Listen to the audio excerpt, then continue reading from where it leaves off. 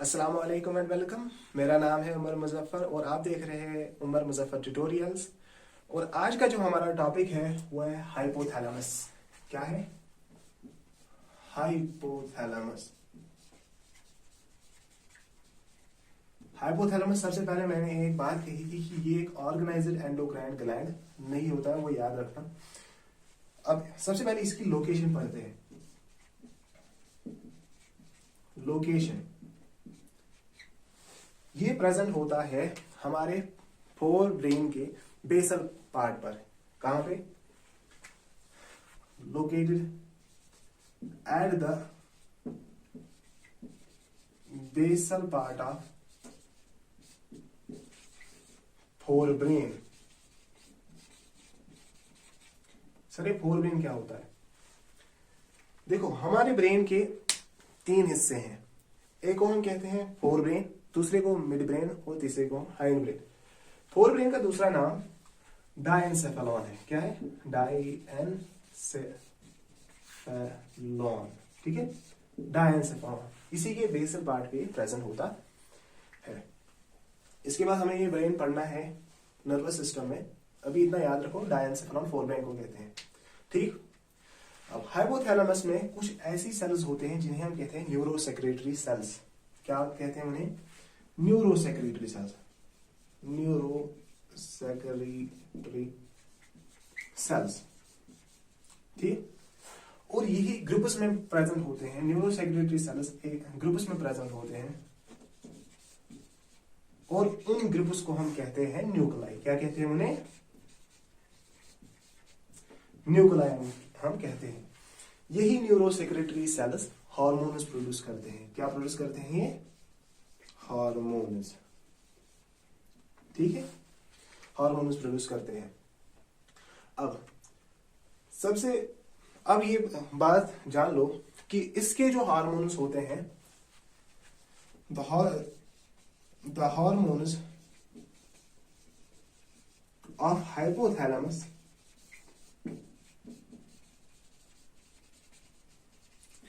regulate functions of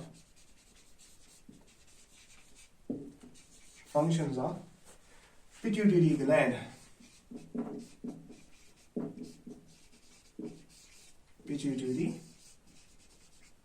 gland। ठीक है, the hormones of hypothalamus regulate the functions of pituitary gland. ये इसके जो हार्मोन्स है वो पिट्यूटरी ग्लैंड पे एक्ट करते हैं। ठीक है, उसे मैसेज देते हैं। यहां तक समझ में आया? अब हम इसके हार्मोन्स के बारे में पढ़ते हैं। ये मैं मिटा दूं, किसी को लिखना है तो लिख लीजिए। सर कैसे लिखे? आपने तो मिटा दिया यार। पॉज करके लिखो, थोड़े ना क्लास में बैठे हो।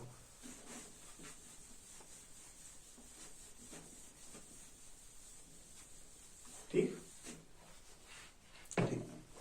अब हम पढ़ेंगे इसके हार्मोन्स। क्या पढ़ेंगे? इसके हार्मोन्स। दो तरह के हार्मोन्स ही बनाता है। क्या बनाता है? दो तरह के हार्मोन्स। एक को हम कहते हैं, क्या कहते हैं उन्हें? Releasing hormones. Releasing hormones. और दूसरे को हम कहते हैं इनहिबिटिंग हार्मोन्स। Inhibiting hormones. इन्हें हम शॉर्ट फॉर्म में लिखते हैं RH, रिलीजिंग हार्मोन, और इन्हें हम कहते हैं IH, inhibitory hormone. IH, inhibitory hormone. दोनों हार्मोन पिट्यूटरी ग्लैंड पे ही एक्ट करते हैं। ये जो रिलीजिंग हार्मोन है ये स्टिमुलेट करता है, स्टिमुलेट्स पिट्यूटरी ग्लैंड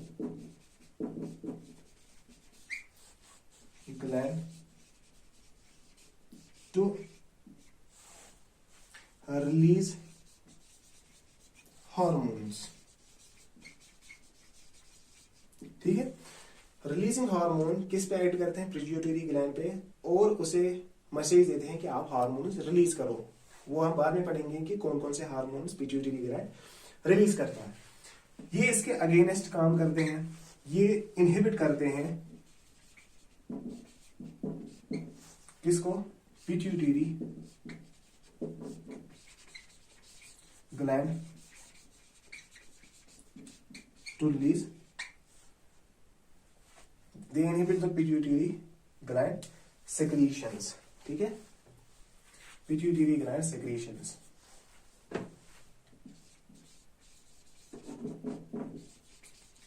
ठीक है, यहां तक समझ में आया। अब एनसीईआरटी हमें इसमें एक हार्मोन का नाम बताती है और इसमें एक हार्मोन का नाम बताती है। हमें सिर्फ वही 2 हार्मोन्स याद रखने, बाकी बहुत सारे हार्मोन्स हैं जो ये हाइपोथैलेमस रिलीज करता है, लेकिन हमें 2 ही पढ़ने हैं और वही एग्जाम में आते हैं। आज चाहे आपका नीट हो चाहे आपका बोर्ड एग्जाम हो, वही 2 हार्मोन्स हमें आते हैं। पहला हार्मोन जो इस कैटेगरी का है, जिसे हम कहते हैं रिलीजिंग हार्मोन, वो है GnRH। GnRH, सबसे पहले इसका फुल फॉर्म लिखता हूं। GnRH gonadotrophin, gonadotrophin releasing hormone, releasing hormone. ठीक है, गोनाडोट्रोफिन रिलीजिंग हार्मोन, ये एक, इसका हम शॉर्ट फॉर्म लिखते हैं GnRH। GN gonadotrophin and RH releasing hormone. ठीक है, ठीक। ये किस पे एक्ट करेगा? पिट्यूटरी ग्लैंड पे। किस पे? पिट्यूटरी ग्लैंड पे। पिट्यूटरी ग्लैंड पे एक्ट करेगा और उसे स्टिमुलेट करेगा कि आप सिक्रीट करो। It stimulates the secretion, to secrete किन्हें सिक्रीट करेगा ये? गोनाडोट्रोफिन्स। किनको? गोनाडोट्रोफिन्स। ठीक है, गोनाडोट्रोफिन रिलीजिंग हार्मोन जो कि हाइपोथैलेमैटिक हार्मोन है, पिट्यूटरी ग्लैंड पे एक्ट करता है और उसे स्टिमुलेट करता है कि आप सिक्रीट करो क्या? गोनाडोट्रोफिन्स। गोनाडोट्रोफिन्स 2 हार्मोन्स होते हैं, ये भी हार्मोन्स होते हैं, गोनाडोट्रोफिन हार्मोन्स होते हैं, luteinizing hormone and follicular stimulating hormone, LH and FSH। इसकी फुल फॉर्म ये है LEU, luteinizing hormone and follicular stimulating hormone. ठीक है, समझ में आ रहा है? ये था गोनाडोट्रोफिन रिलीजिंग हार्मोन। अब हमें एक इनहिबिटरी हार्मोन पढ़ना है। पहले मैं ये मिटा देता हूं। ठीक है, जिसको लिखना है वो लिख ले पहले। अब हम पढ़ने जा रहे हैं एक इनहिबिटरी हार्मोन जिसे हम कहते हैं सोमैटोस्टैटिन। क्या पढ़ने जा रहे हैं? सोमैटोस्टैटिन। ये एक इनहिबिटरी हार्मोन है। क्या है? Inhibitory hormone. ठीक, सोमैटोस्टैटिन भी किस पे एक्ट करता है? पिट्यूटरी ग्लैंड पे। पिट्यूटरी ग्लैंड पे एक्ट करता है। क्योंकि इनहिबिटरी हार्मोन है तो इसे इनहिबिट करेगा क्या सिक्रीट करने से? ग्रोथ हार्मोन सिक्रीट करने से। Growth hormone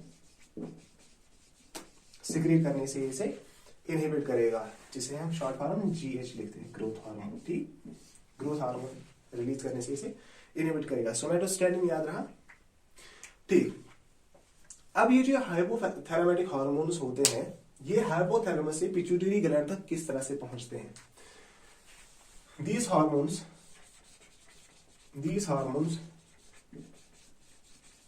released. These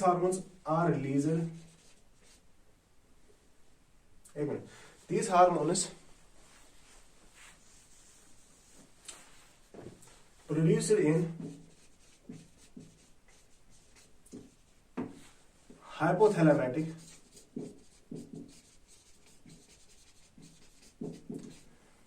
neurons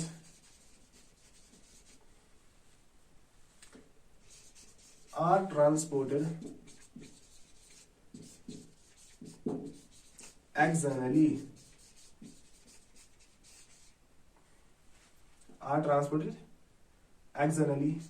and released through axon terminals. ये जो हार्मोन्स होते हैं जो कि हाइपोथैलेमेटिक न्यूरॉन्स में प्रेजेंट होते हैं, हाइपोथैलेमस ब्रेन का ये एक पार्ट है, इसलिए ये न्यूरॉन्स का बना हुआ होता है। ये ट्रांसपोर्ट होता है axonally. What you mean by axon? देखो, जो भी एक न्यूरॉन होता है ना, उसमें 3 पार्ट्स होते हैं बेसिकली। उसमें यार मेरी ड्राइंग 3 पार्ट्स होते हैं।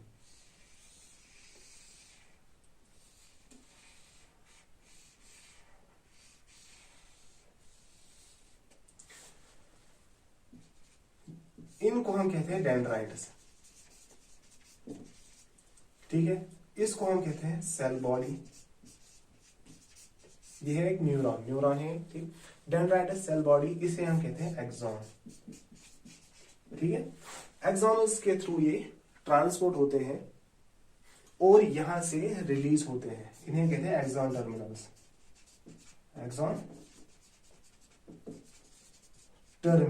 ठीक है। एक्सॉन टर्मिनल से रिलीज होते हैं। अब जब ये एक्सॉन टर्मिनल से रिलीज होते हैं, किस में रिलीज होते हैं? ये रिलीज होंगे ब्लड में, और ब्लड के थ्रू ये पिट्यूटरी ग्लैंड तक पहुंचते हैं। These are released into these hormones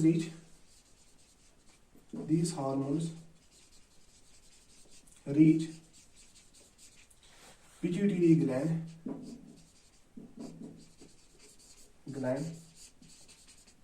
through portal system।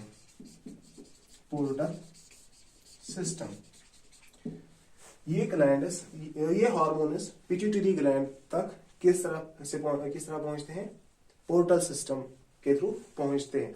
अभी पोर्टल सिस्टम में समझाता हूं। पहले ये सब आपने लिख लिया, मैं मिटाने जा रहा हूं। पहले ये पोर्टल सिस्टम क्या होता है?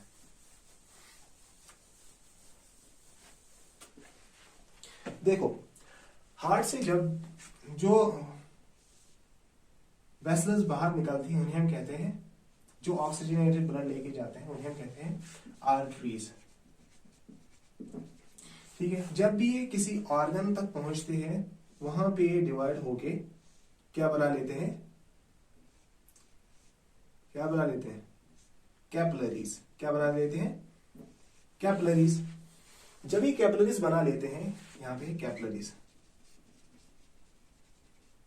ठीक। यहाँ पे कंटेंट्स उनको दे देते हैं, चाहे ऑक्सीजन देना हो, चाहे फूड देना हो, वो यहाँ पे दे देते हैं, ठीक। फिर ये कन्वर्ज होके वेन बना देते हैं। क्या बना देते हैं? वेन बना देते हैं, ठीक है। ये लगभग हर किसी सिस्टम में ऐसा ही होता है, आर्टरीज, फिर कैपिलरीज, फिर वेन्स। लेकिन कुछ ऐसे सिस्टम्स होते हैं जो एक ऑर्गन के बाद दूसरे ऑर्गन पे जैसे ही ये जाती है, ये वेन जाती है, वहां पे फिर ये कैपिलरीज बनाने लगती है। क्या बनाने लगती है? कैपिलरीज, ठीक है। बहुत से सिस्टम है ऐसे जो हमें पढ़ने हैं। एक सिस्टम हमें डाइजेस्टिव सिस्टम में भी पढ़ना है, डाइजेशन में भी हमें ये पढ़ना है। यहां पे भी ये कैपिलरीज बना लेते हैं, ठीक है। कैपिलरीज बना लेते हैं। इस तरह के सिस्टम को हम कहते हैं पोर्टल सिस्टम। क्या कहते हैं इसे? पोर्टल सिस्टम, ठीक है। इस तरह के सिस्टम को हम पोर्टल सिस्टम कहते हैं। इसी सिस्टम के थ्रू हाइपोथैलेमस से पिट्यूटरी ग्लैंड तक पहुंच जाते हैं कौन? हाइपोथैलेमेटिक हार्मोन्स, ठीक है, ठीक। ये जो हाइपोथैलेमेटिक हार्मोन्स होते हैं, ये किस पार्ट, पिट्यूटरी के किस पार्ट तक पहुंचते हैं? वो है anterior part of pituitary. Anterior part of pituitary तक ये पहुंचते हैं, ठीक है, उसी पे एक्ट करते हैं। ये बात याद रखना कि जो हाइपोथैलेमिक हार्मोन्स होते हैं वो एंटीरियर पार्ट ऑफ पिट्यूटरी पे एक्ट करते हैं। दूसरी बात, जो इसका पोस्टीरियर पार्ट होता है पिट्यूटरी का, पोस्टीरियर पार्ट होता है इस पिट्यूटरी का, वो डायरेक्ट न्यूरल रेगुलेशन के अंडर होता है ऑफ हाइपोथैलेमस। हाइपोथैलेमस के डायरेक्ट न्यूरल रेगुलेशन के अंडर होता है, यानी कि उससे हाइपोथैलेमस सिर्फ नर्वस सिस्टम से ही कंट्रोल कर रहा है। And posterior part is under direct neural regulation of hypothalamus.